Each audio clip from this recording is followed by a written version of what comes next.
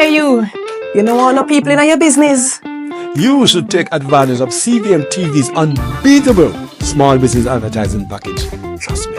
And get your goods and services in front of your customers today. For $150,000, you get a high-quality professional commercial. Plus 20 prime-time commercial spots. That's massive exposure at a fraction of the cost. Including on the #1 morning show in Jamaica, Sunrise. So don't wait. Call us on 658-208-5377 and see your business goals happen right here on CVM Television.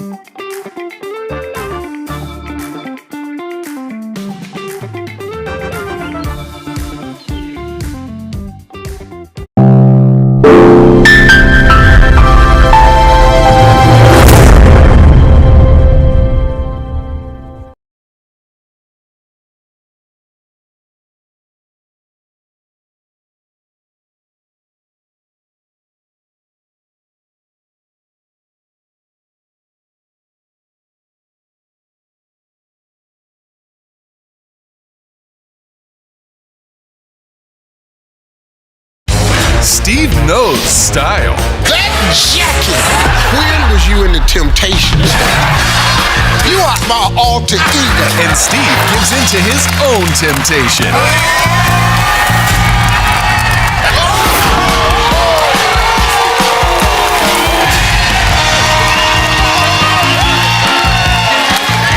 Family Feud. Brought to you by We Are the Caring Store, waiting to serve you. It's time to experience independent living. Visit us today. Celebrating For the first lead story here on CVM TV. 1 year of bold reporting. And of course, we look at solutions. But the fact is, 1 year of fearless investigations. it's a very important argument and it's a very important issue. 1 year of asking the tough When questions. 16 is not enough, is 13 enough? Lead Story with George Davis is celebrating 1 year of delivering the truth day after day. And we are just getting started. Let's start the show.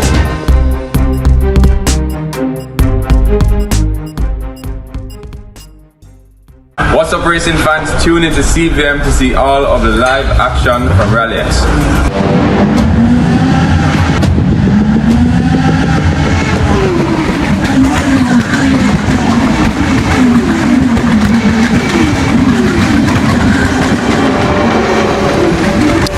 One race left to go today.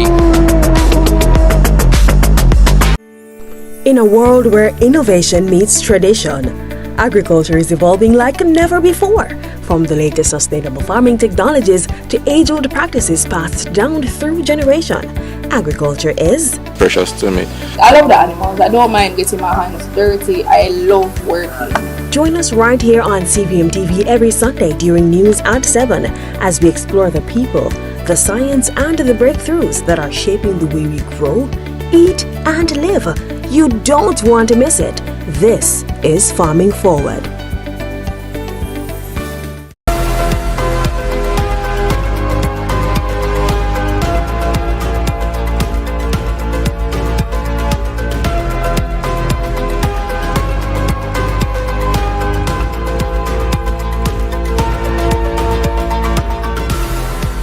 This is CVM News at Noon. It's Wednesday, May 14, 2025.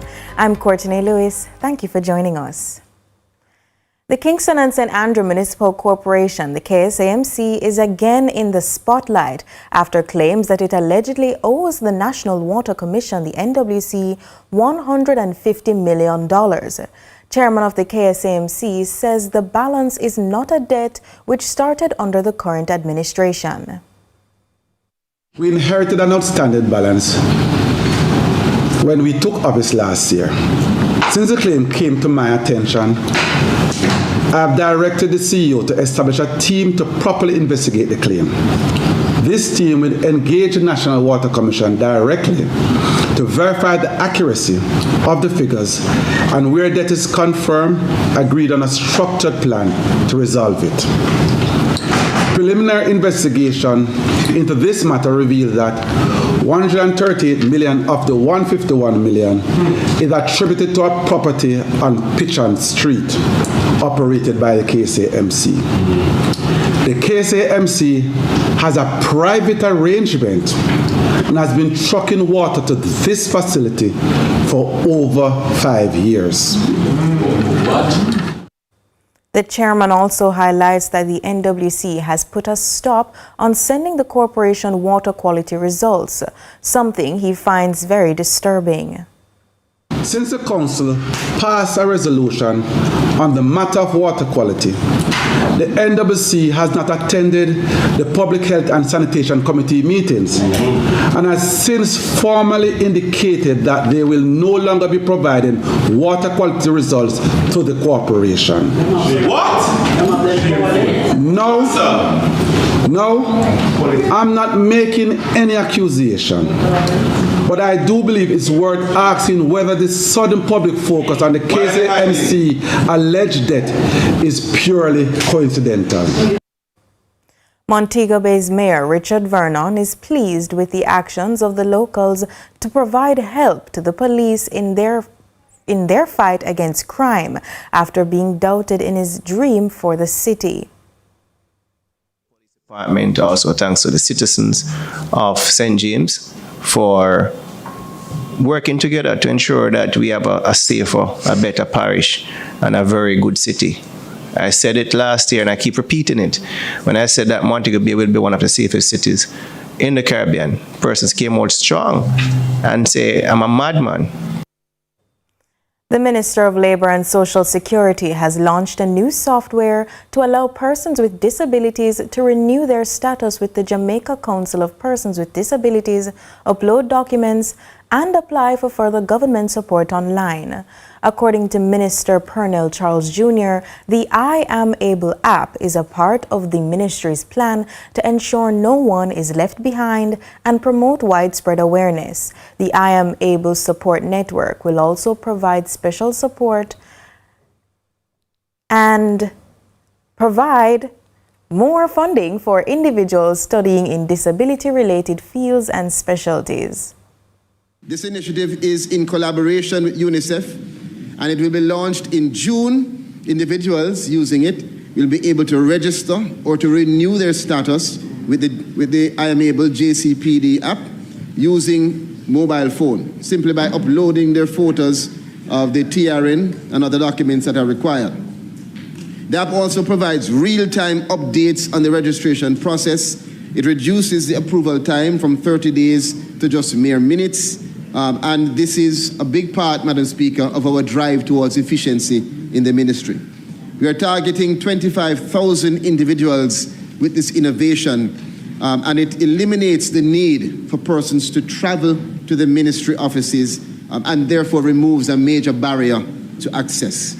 Importantly, Madam Speaker, persons with disabilities were directly involved as well in the testing of the app to ensure that it meets their specific needs. The U.S. and China have agreed to a 90-day trade truce, offering relief to smaller economies worldwide. Speaking on CVM's lead story, economist Keenan Faulkner emphasized that Jamaica should now focus on creating and maintaining a strong, productive business environment. It requires a lot of work to figure out where the needs are, how best we can supply different things.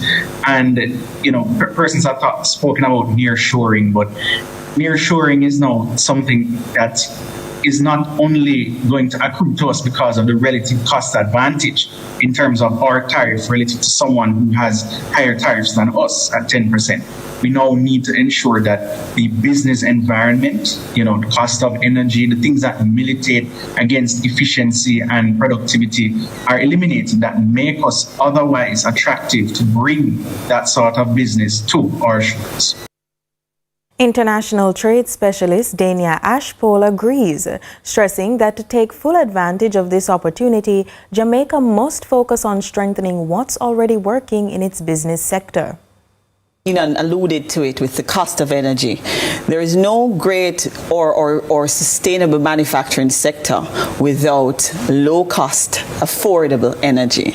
And so I'll answer your last question first. That's something that we really need to do and to focus on to get the gears really turning and to be attractive to those investors who would be interested in the nearshoring partnerships. And so a lot more, I know a lot is being done through the energy policy, and the Ministry of Industry is doing some work on that. But I think focus needs to be placed on how do we bring down the cost of energy and how do we reduce bureaucracies across our processes, both within the public and private sectors. And so we start there. Trade is about comparative advantage. And so it's not about trying to do all things, but it's about trying to do the things that you're doing comparatively well. What you're best at.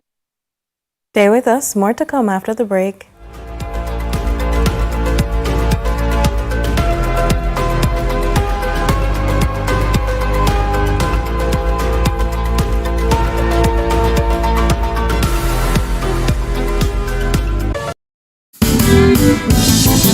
We love our country. Like you, we take pride in building Jamaica. The resilience of our people is cemented in our products, built to last for generations. Laying the foundation for thriving communities, we're committed to excellence and quality. Quality products, quality relationships. We're all proud Jamaicans, working hard, doing good, building a sustainable future for all. That same unbeatable spirit runs through us. We are made of Jamaica. Get tiles and get creative with your floors, walls, and all the spaces in between. Our knowledgeable sales consultants are happy to help create your beautiful finish with the latest designs in first quality porcelain, wood look, vinyl, mosaics, natural stones, and countertops. At Creative, you will get every tile you need for your residential or commercial projects. Creative Building Finishes, your one-stop shop for everything tiles. Visit our showroom at 5 Red Hills Road or call 876-929-5553. Get tiles, get creative.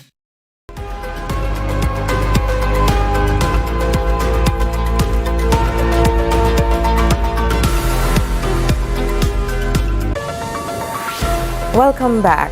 Now, after years of hardship, one Manchester resident is finally resting under a solid roof. Karen Campbell now calls a brand new government-provided house her home. Shante McNeil tells us more. From catching rain in buckets to prevent sleeping in a soaked bed to walking through the doors of a brand new 3-bedroom home, 55-year-old Karen Campbell of Cedar Grove, Manchester, now lives the reality she once dreamed of. Last Friday, she was handed the keys, the latest beneficiary under the new social housing program. Campbell is overwhelmed with gratitude. Most Honorable Prime Minister, thank you for supporting this program to the needy. Me can't even tell you. Me can't even talk. Talk, man. Be yourself and talk. Mr. Prime Minister, the way I'm happy for this year, minute come. Me wake up at 1 o'clock. I know me hide them no 6 o'clock. I'm afraid for the daylight. You reach. Mr. Prime Minister, thank you. Again, sir. Thank you so very much for giving me the pleasure of getting a house for myself where everything will be all right. Prime Minister Andrew Holness says the NSHP is helping to transform lives like Karen's, lifting families out of poverty and unsafe living conditions. He outlined how the program works. Teams are dispatched to assess applicants based on need and eligibility. Look at things such as the employment status of the beneficiary. We look at the size of the household. We look at the age of the beneficiary. We look at whether or not there are children in the household. And all of these things form part of the determination of need. But we also do a social investigation where we speak to the members of the community to ask whether or not this beneficiary is genuinely in need. Only after verifying land ownership does the building process begins. The Prime Minister reaffirmed his administration's commitment to delivering 70,000 housing solutions. The NHD is tasked with building 45,000 of those housing solutions. The HAJ will be building 14,000 of those housing solutions. The Bernard Lodge project is well underway, and that will deliver between 10 and 15,000 housing solutions. We have recently launched a new project in Innswood, which we are going to do a master plan, and that will contribute several thousand housing solutions. And the UDC has now come on board with lands to construct close to 4,000 housing solutions. We are well on our way. He says the goal is within reach. Shanti McNeil, CVM News. We take a quick break. More news at noon in a moment.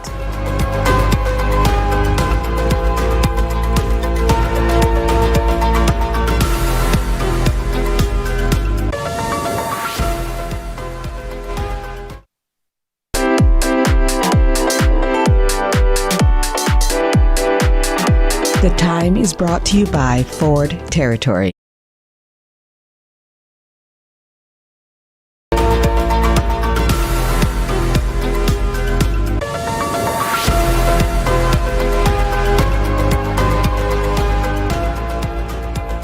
Thanks for staying with us. As Jamaica's education system continues to evolve, more schools are opening their doors to children with disabilities.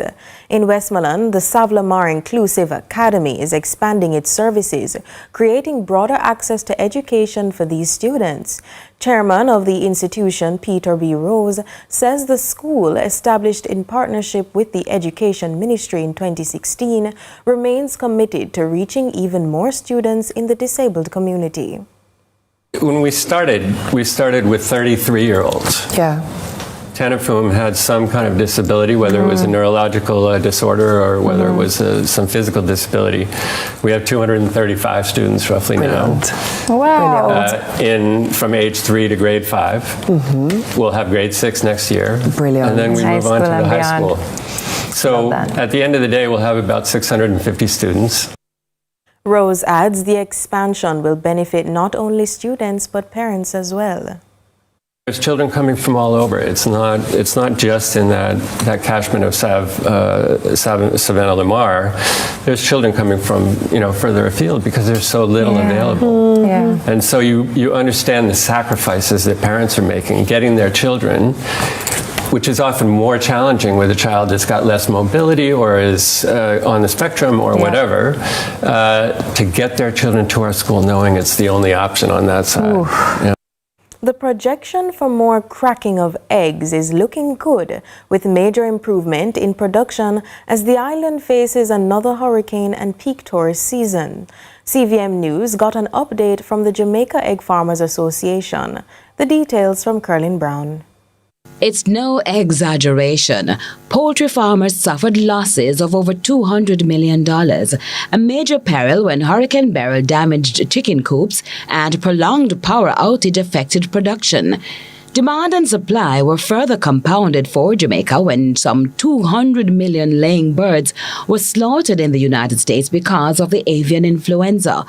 President of the Jamaica Egg Farmers Association, Mark Campbell, says the country is now better prepared to face the 2025 hurricane season. We can only hope that we do not have anything resembling Beryl or worse, resembling Gilbert. But a number of farmers have been redesigning their houses to be able to withstand stronger winds. The farmers are quite prepared and they are doing their best to restock. And everybody, the pullet producers, they're all preparing themselves to restock the national flock. Bouncing back after months of egg shortage was tedious for households and businesses, including the hotels. It has been tight. There's no gainsaying that it has been a tight period. And some hotels have managed a little better than others.